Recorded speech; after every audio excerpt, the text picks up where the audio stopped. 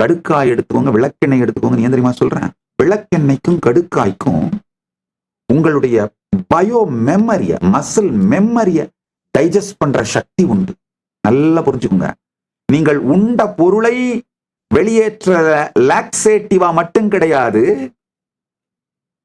உங்கள் உணர்ச்சி கொந்தளிப்பை, சித்த கலக்கத்தை டைஜஸ்ட் பண்ற சக்தி கடுக்காய்க்கும் விளக்கெண்ணெய்க்கும் உண்டு. மீண்டும் ஒருமுறை கதவை திற, காற்று வரட்டும். பகவான் ஸ்ரீ நித்யானந்த பரமசிவம் அருளும் சிறப்பு நீரலை சத்சங்கம். அதனாலதான் கடுக்காயோ விளக்கெண்ணெயோ எடுத்தீங்கன்னா அது வெறும் லாக்ஸேட்டிவா மட்டும் வேலை செய்யாது.